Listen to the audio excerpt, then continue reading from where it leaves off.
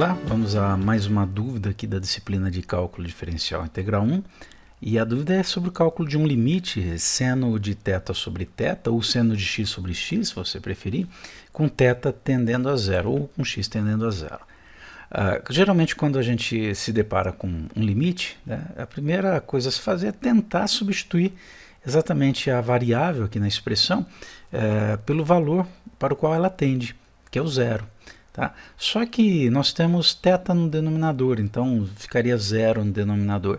Além do que, né, a situação é que quando você vai calcular o seno de um ângulo θ com θ tendendo a zero, quer dizer, o seno de zero também é zero. Isso faria com que nós tivéssemos a forma indeterminada, aliás, nós temos a forma indeterminada zero sobre zero. Então, como calcular isso? Essa é a questão.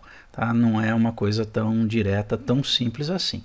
Mas vamos mostrar aqui passo a passo, né? E para isso eu tenho aqui a representação, né, de um ciclo trigonométrico, aquele em que o raio é igual a 1. Então nós temos aqui o centro desse círculo, dessa circunferência trigonométrica. Tá? Vamos chamar aqui de ponto O e vamos representar o nosso arco de medida θ. Tá? Vamos representar aqui no primeiro quadrante. Eu vou continuar aqui o arco. Tá? Então nós temos aqui o ângulo ou arco de medida θ. Só que nós vamos lembrar que aqui é determinar o limite, né, do seno de θ sobre θ, com θ tendendo a zero. Então, para calcular esse limite, a gente tem que pensar o θ tendendo a zero por valores maiores que zero e também por valores menores que zero, pela esquerda e pela direita. Tá? O θ igual a zero está aqui, né? Se você chegar essa linha aqui até encostar no eixo horizontal, você tem θ igual a zero. E isso pode acontecer também, né, exatamente aqui, considerando o ângulo de medida, o arco de medida menos θ. Ok? Essa aproximação por aqui também. Eu não vou fazer o desenho aqui do quarto quadrante, mas a gente vai estar considerando exatamente, né, a possibilidade do θ se aproximando de zero por valores menores que zero, ou pelo quarto quadrante. A gente vai considerar aqui no nosso tratamento algébrico. Ok? Bom, então vamos lá. Temos aí já um triângulo formado. Eu vou desenhar mais alguns triângulos aqui, ou considerar, né, pelo menos mais um aqui, tá? Que é exatamente aqui, olha, quando nós temos esse ponto aqui, né, de encontro, lá de intersecção da linha que define o arco com a circunferência. Tá? Então aqui forma-se mais um triângulo e vou colocar mais um aqui que forma um triângulo retângulo. Aqui é um ângulo reto. Tá? Considerando, vamos lá, triângulo OAB, tá? Triângulo OA, aqui não é O, aqui é zero, tá? Então vamos tirar daí para não fazer confusão. Aqui é um ponto C e aqui um ponto D. Tá certo? Então triângulo OAB, triângulo OAC, triângulo ODC. E essa linha amarela que nós temos aqui, né, que é a altura tanto do triângulo OAB como do triângulo OAC, né, é exatamente o seno do ângulo θ. Vamos lembrar que seno, né, de um ângulo é a medida do cateto oposto sobre a medida da hipotenusa. Tá? A hipotenusa, no caso aqui, o segmento OA, tem medida igual a 1. O cateto oposto a gente não sabe, pode variar conforme o θ varia. Então eu posso dizer, se a hipotenusa é unitária, que o seno de θ é a medida do cateto oposto. Ok? Isso só para relembrar aí, quem quiser fazer essa revisão, eu deixo o link aí acima, né, de funções trigonométricas, uma sequência de aula em que eu explico tudo isso, tá? Com mais detalhes. E aqui não vai dar tempo da gente detalhar, senão o vídeo vai se prolongar demais. Tá? Então essa medida desse segmento amarelo aqui é exatamente a medida do seno de θ. Bom, da mesma forma, se eu considerar o triângulo ODC, né, aqui também é um triângulo retângulo, também é um triângulo retângulo, tá? Nós temos essa medida DC como sendo a tangente de θ, né? Exatamente a tangente do ângulo θ. A tangente é em relação ao ângulo alfa, que é cateto oposto sobre cateto adjacente. O cateto adjacente seria OC, né, que é igual a 1. Tá? Então a tangente é a medida do cateto oposto sobre o cateto adjacente. Tá?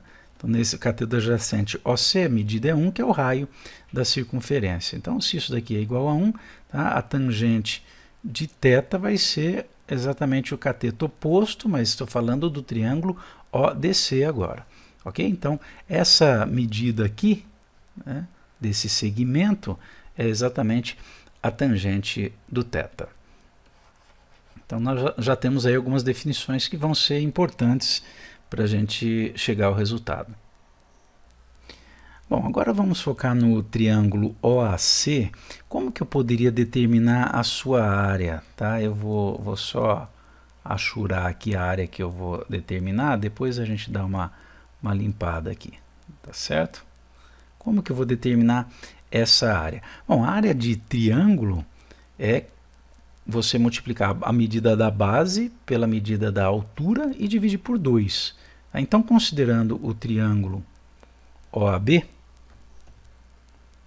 aqui, ó, triângulo OAB, OAC, tá? A sua área, que eu vou chamar de área 1, né, vai ser o quê? A base, qual é a base? A base é o segmento AC, cuja medida é 1, é o raio da circunferência. Tá? Então a base multiplicada pela altura, quem é a altura? É o seno do θ. Seno de θ dividido por 2. Portanto, essa área A1 é seno de θ sobre 2. Ok? Bom, só que esse seno pode estar, vamos lembrar, ele pode estar aqui representado aqui para baixo, né? Se você considerar a aproximação do θ até zero por valores menores, né? Quer dizer, se o θ for negativo. Então nós vamos considerar aqui o módulo.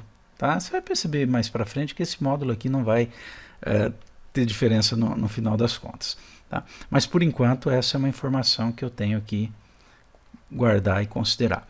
Agora, pense no arco ou no setor circular, melhor dizendo, tá? É OAC, setor circular, ok? OAC. O que seria esse setor circular OAC? Essa medida, ó, exatamente aqui da área, vamos colocar um marcador aqui. Essa medida aqui, ó.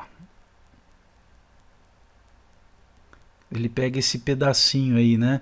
Exatamente pega toda a área do triângulo OAC, como eu já havia indicado, mais esse pedaço aqui. Essa areazinha aqui. Agora, como indicar a área desse setor circular? Né? Ficou um pouco ruim de enxergar aí, mas tudo bem. Bom, nós temos aqui um ângulo θ, vou reforçar aqui nosso ângulo θ, que representa uma fração da volta toda de 360 graus ou de 2π. Tá? Então, para determinar essa área, eu vou considerar que o setor circular aqui, eu tenho que fazer θ sobre 2π, que determina essa porção da volta toda, né, de 0 a 2π, tá, multiplicado pela área da circunferência. A área de circunferência, né, a área de uma circunferência é π que multiplica r ao quadrado. Só que vamos lembrar que o r aqui nessa circunferência trigonométrica é 1, e 1 ao quadrado é 1. Tá? Então, nesse caso, a área é π. Aí você multiplica aqui por π. Tá certo? Só esqueci de escrever aqui. Essa daqui vai ser a nossa área 2, a área do setor circular. Tá? Bom, você cancela aqui π com π, portanto, a área 2 vai ser igual a θ sobre 2.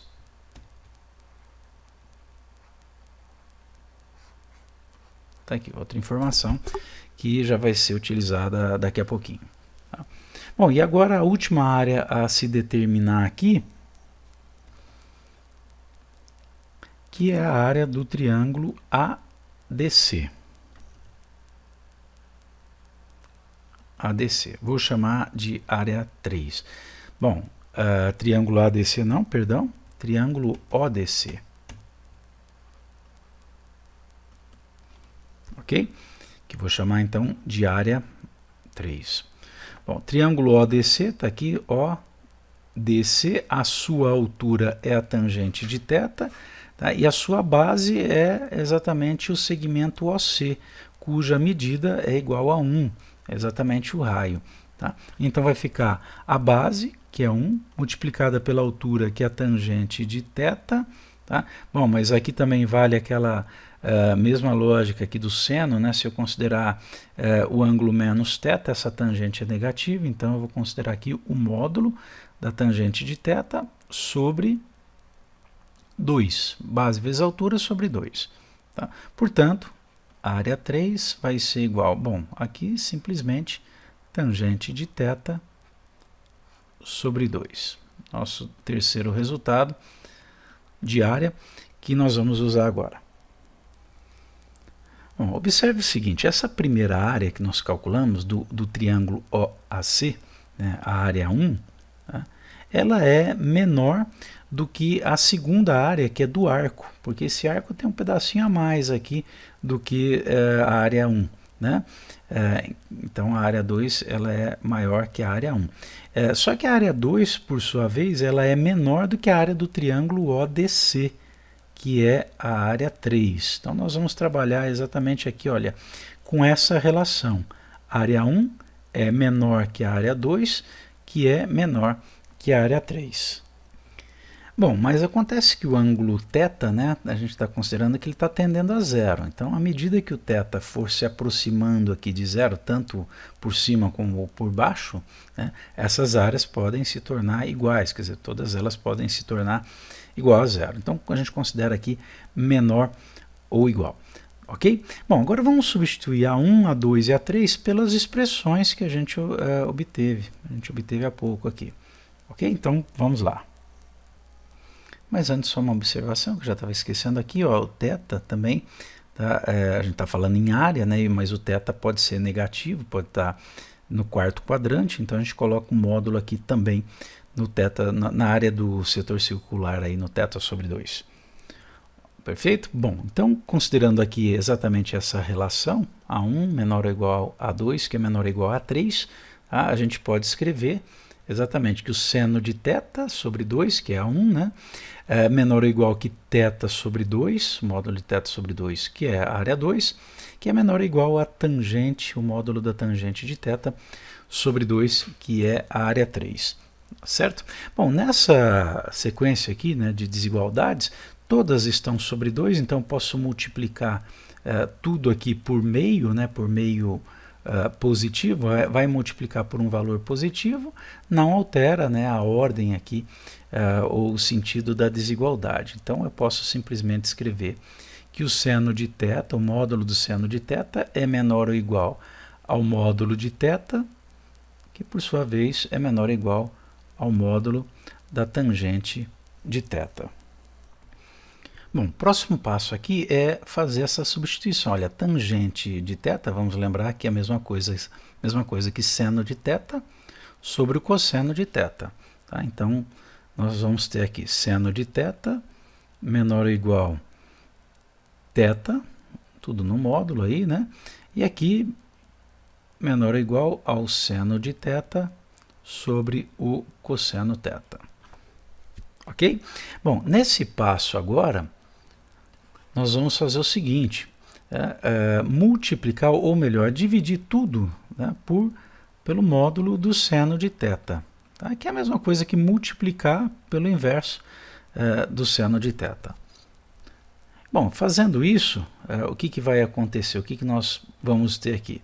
O módulo do seno de θ, que a gente já tinha, sobre o seno de θ, menor ou igual a θ sobre seno θ, menor ou igual, bom, aqui Vamos reescrever seno θ cosseno θ, tá? E multiplicar por 1 sobre o módulo de seno θ.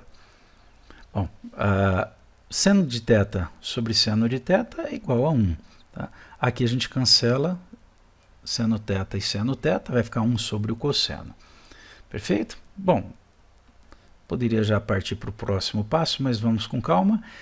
Olha o que nós temos até o momento.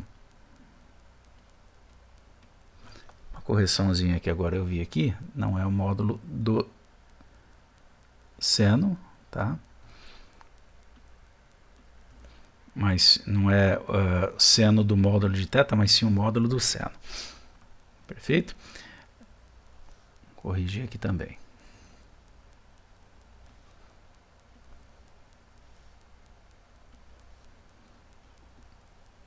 E menor ou igual 1 sobre o módulo cosseno θ. Perceba que nesse termo central eu tenho mais ou menos, né, o que eu queria. Lembrando que a gente está calculando aqui o limite, né, de seno de θ sobre θ, com o θ tendendo a zero. Tá? E o que eu tenho aqui é o inverso disso. Então o que nós vamos fazer agora é inverter todos os membros dessa igualdade.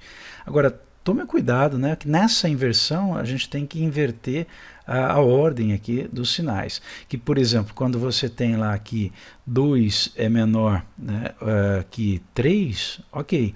Mas quando você vai trabalhar com os inversos, meio é maior que 1/3.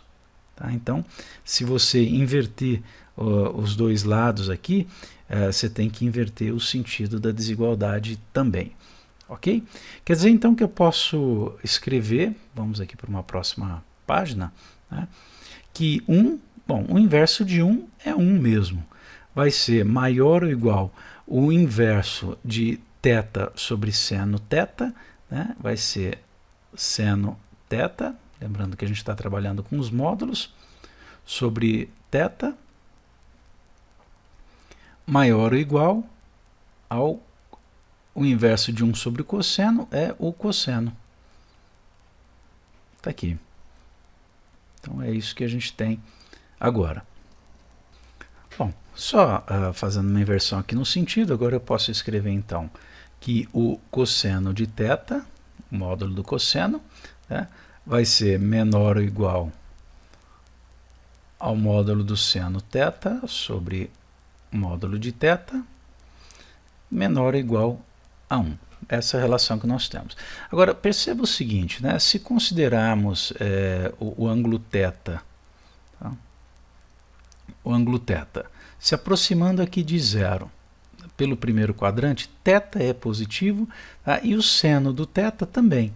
Então, essa relação aqui fica positivo com positivo, desnecessário o módulo quando é positivo. O problema é quando vem aqui, né, o θ se aproxima de zero por valores menores que zero. Só que nesse caso, θ é um valor negativo, tá?